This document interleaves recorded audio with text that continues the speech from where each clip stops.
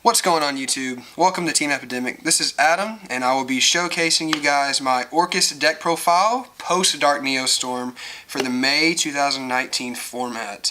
We've been doing a little bit of playtesting here, and I believe we've nailed it for more of the budget build of Orcust, minus the 3 Snake, the 3 Nessie, the 3 Jackalope. I believe if you're a baller on a budget just like I am, this is the most consistent build. This is a build that will always get you 2 monsters and get you full Orcust combo. And I know a lot of you guys have been wanting to see this on the channel, so and I am an Orcust player, so I thought I would showcase you guys my build. Again, this is all subjected to change, and if you think something else is better, by all means go for it. This is just something that I, prefer to do with my build. Alright guys, for the monsters, you're going to play the 3 Connector and the 1 Dolphin. Connector will either force out the hand trap or the Dolphin will rip out the hand traps. And either way, you're getting the 2 monsters for the full combo, which is, exactly what you want in Orcust. Any 2 monsters and you have full combo. And for the Orcust package, you're going to play, of course, the Triple Harp, the 2 Skeleton, and the 2 Nightmare. I don't think you have to play Wand. In fact, I've been playtesting this for a couple weeks now. The Wand is just a dead card. With Summon Sort gone, Wand is kind of irrelevant now because you usually get Wand through Summon Sort Turbo.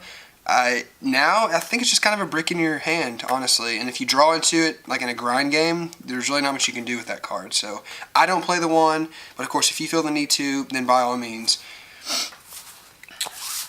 Next, for the PK engine, we have the 2 boots and the 1 cloak. Again, this is all subjected to change for, anybody, but I think the 2 boots and the 1 cloak is the perfect ratio.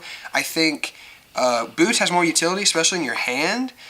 Cloak, you usually dump on your rusty play, and that's all you do. If you draw into cloak, it's like, well, what do I do with this?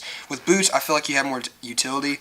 Again, I've seen ratios with 2 and 2, but I personally play the 2 and the 1. These cards are absolutely broken. And for your danger package, again, this is more of a baller on a budget, but we play the 2 Thunderbird, the 2 Bigfoot, a Jackalope, and a Nessie. Again, if you guys, have the 3 Jack and the 3 Nessie, by all means, feel free to do so. Honestly, with this build, I kind of like these 2 because they're big bodies. So a little cool combo you can do with either one of these is you reveal it, get it to play, and then you can normal out the Connector, which would then special out the Dolphin, target Bigfoot, which is a 3K body, and then everything in your opponent's hand with 3K or less is gone. So that's literally about every single starter card in their hand traps and monsters, and they're just left with spells and traps. So, and plus these guys are utility, face up, face down, and then Jack and Nessie are Jack and Nessie. Again, that's just the budget play. But you guys feel free to do what you want.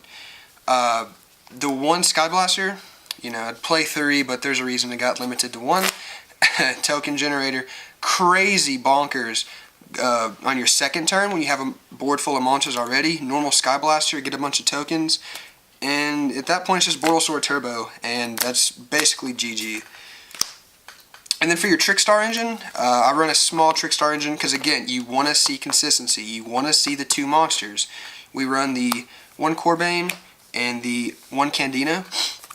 You get Candina through Light Stage, and then you get Corbane through Candina, and again, it's 2 monsters right there. So, and it's just boosts consistency. And for the hand traps, which in the new Orcust build, you can run hand traps, because in the old one, it's like 50, 60 cards, hard to fit hand traps. But you can play Triple Ash. It's really nice because, on your ending board, you can end up with 2 Fogblade, the Crescendo on your opponent's turn, and you have an Ash in hand. I mean, there's so many negates. This hand trap, basically, it is the best in the game, in my opinion. It hits literally every single deck, keeps every deck in check. I think Triple Ash is mandatory, especially in this deck. Moving on to the spells, you want to play, of course, the triple Called by the Grave. You are a combo deck. If you're not ripping out hand traps, you want to make sure you don't get hand trapped. And Called by the Grave also has way more utility than what I think a lot of people give it credit for. If you set it on your opponent's turn, if they want to do something in the grave, you can just Called by the Grave it. There's so much utility with this card, but it's predominantly so you don't get hand trapped, which you are a combo heavy deck. you want to make sure your combos go through. So triple Call by the Grave, you play none less than 3, in my opinion. The 2 Terraforming, again, for the consistency to see the 3 Light Stage. It's really cool in some cases, because I've had this come up. You activate Light Stage's effect. If they ash you and you already have the Candina in hand, they just wasted a hand trap. So, it's ash bait. If not, it gets you your Candina, which gets you your Corbane. Again, it's just the 2 monster consistency thing, which is what we're going for in this build. The little spice package, the 2 instant fusion, which I will get to the reasons when we move on to the extra deck. Your Orcust spells, the 1 return, the 1 babble.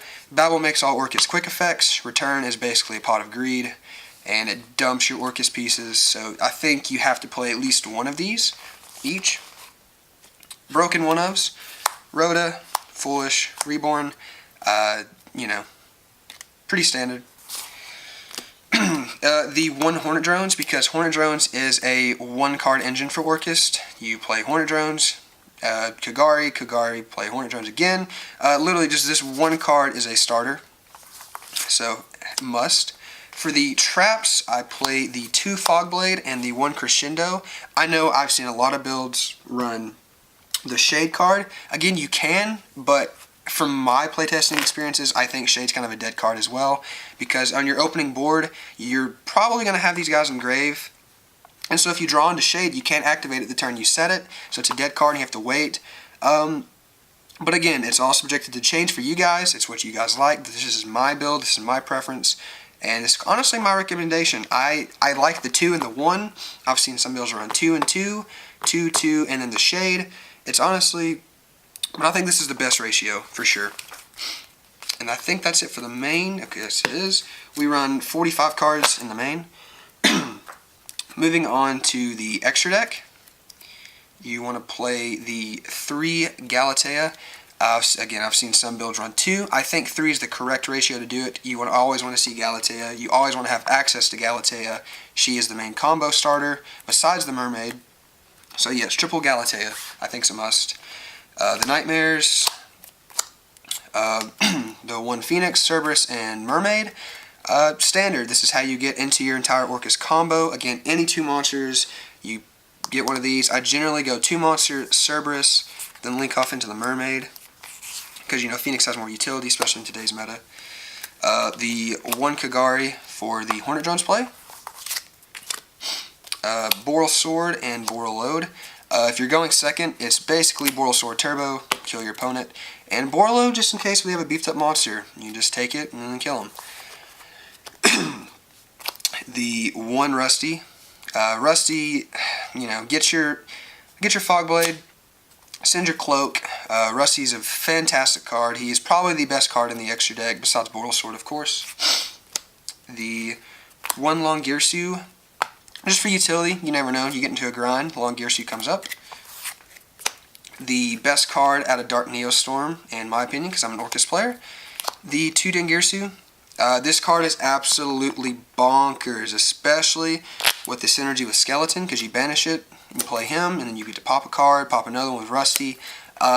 He protects all your cards. He is amazing. That's why he's got a nice little price tag on him right now. But yes, I think 2 is correct. You could get away with playing 1, but I think 2 is the best way to do it. And for your instant fusion targets, now here is the spice. I've seen some people do this. I think this is the best way to do it. You play the 1 Winda, and you play the 1 Millennium Eyes. So the cool thing about this is, say you have instant fusion in your hand, you go full combo, right? And so your ending board would be like Dingirsu with an attachment or material. Then you go instant fusion and play Winda under Rusty, and then once it's your end of the turn, you can detach a material and protect Winda. So now they only get 1 special summon under 2 Fogblade. Anytime you resolve this, you basically win. So 2 Fogblades, so 2 negates, and 1 special summon.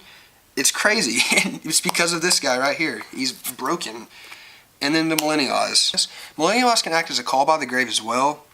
So basically, it takes control or when your opponent's monster activates an effect, you can negate it and then take control of it, whether it be the graveyard or field, and then it gets attack equal to. So this card comes up a lot, honestly, especially going second. You just take control of whatever if they want to activate a quick effect or what have you. The instant fusion targets, I believe, are fantastic, and of course, worst case, you can just protect it with this guy. So fantastic there. Moving on to the side deck, you want to play, of course, the 3 Twin Twister. Twin Twister deals with any back row heavy deck. Honestly, the biggest issue this deck has is dealing with floodgates. So Twin Twister is the go-to. It hits Mystic Mind, Draco, Sky Striker, Altergeist, any back row heavy deck, Guru, floodgates, not a problem if you have Twin Twister. So I think for this deck you have to play 3 Twin Twister. And then you will play, of course, the 3 Lancia. This deals with Mirror, Danger Thunder, any rogue strategy that wants to banish. This Oz is also a wonderful out against evenly matched. You drop this bad boy, you can't banish anything. So it literally wastes their battle phase. It's just a fantastic card all around. I think it's a must-have in Orcust as well. The 2 reboot for Altergeist, Floodgates, Dracos. You see the reboot, it comes up a lot actually. In today's format, I think we're in a control-based format, so there's going to be a lot of traps. I think reboot is a fantastic option. The 2 Droll, I think Droll's a fantastic card as well because in today's meta you do a lot of adding. And so Droll basically negates it. You could also play Anti-Spell. I was going back and forth between Droll and Anti-Spell, but I decided to go with Droll because I feel like it has more utility. And then the best card in the side deck, triple Pankratops. It's pretty self-explanatory. I think it's become a staple in every side deck. You have to play triple Pankratops. It's 26 body, can pop literally whatever it needs to. Fantastic card all around. And then to wrap it up, you want to play, of course, the 2 Dark Kaiju. You can't play the other Kaiju because you can only summon dark monsters with the entire Orcust engine. So 2 Radiant to round off the side deck. So guys, that's going to do it for my Orcust deck profile for the May 2019 format. If you guys think something should be added, something should be taken out, any spicy text that you guys have in mind, please feel free to let us know. And don't forget to like, share, comment, subscribe. And so that way you guys don't miss a single upload. Make sure you guys hit the bell. I'm Adam from Team Epidemic, and I will see you guys next video.